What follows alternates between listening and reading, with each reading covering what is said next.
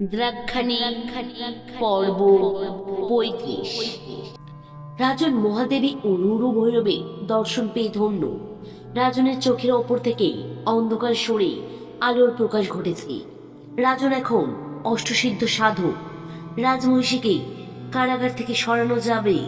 আগে ইন্দ্রাশিস রুরু ভৈরবের রূপে জন্মেজয়ের পার্থিব শরীরকে নিজে পাঠানো সেনার হাত থেকে রক্ষা করবেন।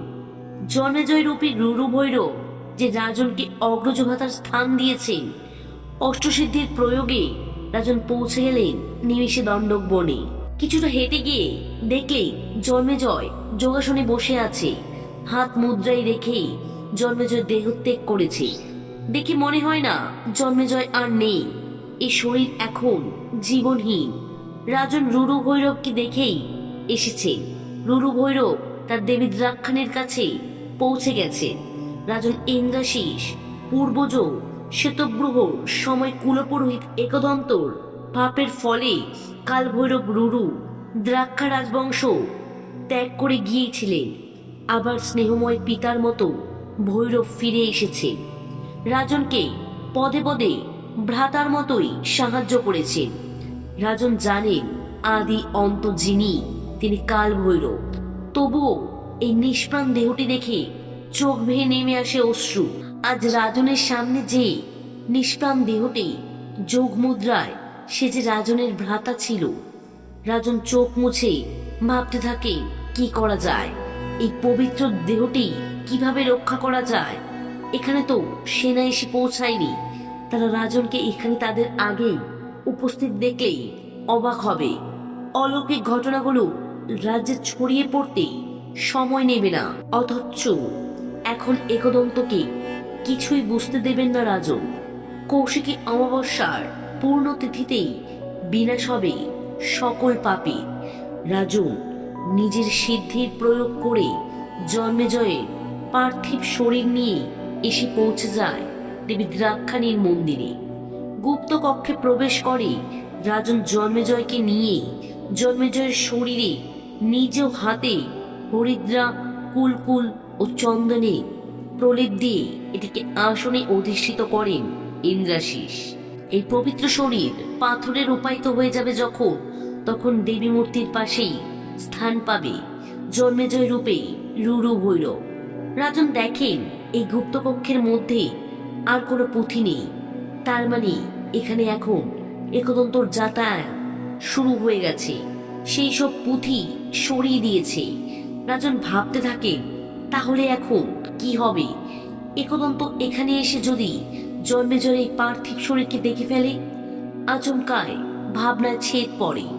রুরু ভৈরব স্বয়ং হাজির হয়েছে।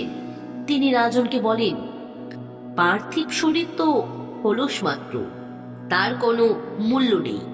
মূল্য আছে আত্মার। তবু তুমি যদি রাজন এই শরীর রক্ষা করতে চাও, তো নিজের মন্ত্র শক্তি দিয়ে তুমি এই গুপ্তকক্ষ বন্ধ করে দিও। একদন্ত এখন এখানে আসবে না, কারণ তার পুঁথি সরিয়ে ফেলা হয়ে গেছে। তার কার্যসিদ্ধ হবার পর এখানে আসার কথা নয়। তবুও যদি আসতে চায়, দরজা না খুললেও তো এখানে পৌঁছাতে পারবে না। রাজন বললেন, দেব, তাহলে তো একদন্ত সন্দেহ হবে। ভৈরব বললেন, হোক সন্দেহ। সে নানান রকমের কথা ভেবে ভয় পা, তবেই তো ওর নিম্নতন্ত্র বল কমবে। এই গুপ্তকক্ষের বাইরে যে লুর্নি নদীর স্রোত আছে, তা কালের বিবর্তনে মানুষ ভুলে গেছে। সেই লুর্নির স্রোতে ভেসে এসেছে 200 নরকঙ্কাল, তোমার পরিবারে হতভাগ্য নারীদের কঙ্কাল। লুর্নির ঝর্ণায় সেই মুন্ডহীন দেহগুলি ফেলে এসেছে এতকাল একদন্ত। সেগুলি লুর্নি ঘুরিয়ে দেবীর চরণের কাছে এসে হাজির করেছে। এইবার সেই কঙ্কালের দল জেগে উঠবে। তারা তাণ্ডব নৃত্য করে বেড়াবে। তারা দেখবে একদন্তর সংহার। রাজন বললেন, তাই হোক। তবে তবে দেব, আমি এখন কি রাজমহিষীকে কারাগার থেকে মুক্ত করব না? তাকে ওখানেই থাকতে হবে। আর দেবী দ্রাক্ষাণীকে কিভাবে আমি মূর্তি থেকে নিষ্কৃতি দেব? ভৈরব বললেন, আকাশবাণীতেই উত্তর আছে। ভেবে দেখো রাজন। আর উর্মিমালা এখন কারাগারেই সুরক্ষিত।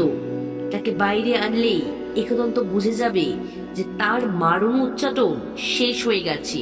রাজন একদন্ত সন্দেহ করুন, সে যেন ঘোরাক্ষরও না জানতে পারে যে রাজ চক্রবর্তী ইন্দ্রাশিস তার হাতের মুঠোয় বাইরে চলে গেছে। এদিকে দণ্ডকবনে পৌঁছে যায় সেনা। জন্মেজয়কে খুঁজে না পেয়ে ভয় পেয়ে যায়। রাজন ও একদন্ত তাদের সপরিবারে হত্যা না করে এই সফলতার জন্য তারা এদিক ওদিক খুঁজে হতাশ হয়ে রাজ্যে ফিরে আসার জন্য প্রস্থান করে। রাজন দেখে আলো ফুটে উঠবে এবার। একদন্ত তার পিশাচ সাধনা সেরে ফিরে আসবে এবার রাজবাড়ি। তারপর দেবীর একনিষ্ঠ সাধকের ভেগ ধারণ করে মন্দিরে আসবে। রাজন ভেবেছিলেন একবার উর্মিমালা ও নিজের আসন্ন সন্তানকে দেখে আসবেন, কিন্তু সেটা করতে গেলে এখন একদন্তর চোখে পড়ে যাবে। তাই রাজন গুপ্ত কক্ষ মন্ত্র বলে বন্ধ করে নিজের কক্ষে ফিরে এলেন। রাজসজ্জা যেন কণ্টক সম মনে হচ্ছে রাজনের। সাধকের কাছে যে ভোগের দ্রব্য বিষের নেয়, তার কাছে যোগের থেকে প্রিয় কিছুই নেই। রাজন শয্যা ত্যাগ করে ভূমি গ্রহণ করে নিদ্রাতুর হলেন। একদন্ত স্নান সেরে মন্দিরে ঢুকেই দেখলেন মন্দিরে এক অনিন্দ সুন্দর ঘ্রাণ মম করছে। এ গন্ধ একদন্ত চেনে, এ গন্ধ দিব্য। একদন্ত এগিয়ে যায় দেবী মূর্তির দিকে। মূর্তি এখন ফাটলে পরিপূর্ণ। একদন্ত ভয় পেয়ে যায়। দেবী দ্রাক্ষা নিজে শক্তির প্রতীক। তিনি গৌরী, আবার তিনি কালী। মায়ের রুদ্ররূপ তিনি, মহাকালীর সহধর্মিণী তিনি। তবে কি দেবী মূর্তি থেকে বাইরে আসছেন? কিন্তু সেটা কি করে সম্ভব? দেবী মূর্তি যে রক্তে অপবিত্র হয়ে আছে এত বৎসর ধরে। কোনোভাবেই এটা হওয়া উচিত নয়। জন্মেজয়কে রাজন তাড়িয়ে দিয়েছেন। সে বাদে এমন কি সিদ্ধ সাধক আছে যে দেবীকে শুদ্ধ করবে? রাজন ইন্দ্রাশিস, সে কি করে সম্ভব? ইন্দ্রাশিসকে একদন্ত নিজের হাতে প্রতিপালন করেছে। একদন্ত জানে ইন্দ্রাশিস এমনিতে শান্ত প্রকৃতি, বীর, তেজি, সত্যবাদী, যুদ্ধে অদ্বিতীয়। একই সাথে উদারহস্ত, বন্ধুবৎসল, গুরুভক্ত, রাজা হিসেবে অতুলনীয়। তবে ইন্দ্রাশিসের চরিত্রে দুটি দোষ আছে। এক, তার অহংকার। সে রাজ চক্রবর্তী রাজা, দ্রাক্ষা রাজবংশের রক্ত তার ধমনীতে প্রবাহমান। সেটা এক মুহূর্তের জন্য বিস্মৃত হতে পারে না ইন্দ্রাশিস। কোথাও কোনো পরিস্থিতিতে তার সম্মানহানি ঘটলে মুহূর্তে সে স্থান ত্যাগ করে ইন্দ্রাশিস, অথবা শাস্তি দেন সেই ব্যক্তিকে। দুই, ক্রোধান্বিত হলে ইন্দ্রাশিসের অগ্রপশ্চাৎ জ্ঞান থাকে না। তার মতো এক ক্ষত্রিয় রাজনের পক্ষে সম্ভব নয় অষ্টসিদ্ধি লাভ করে দেবী উপযুক্তের মাধ্যমে রক্তদোষ থেকে নিষ্কৃতি দেওয়া। কি হতে চলেছে একদন্তর জীবনে, যা একদন্তের অজান্তেই ঘটছে?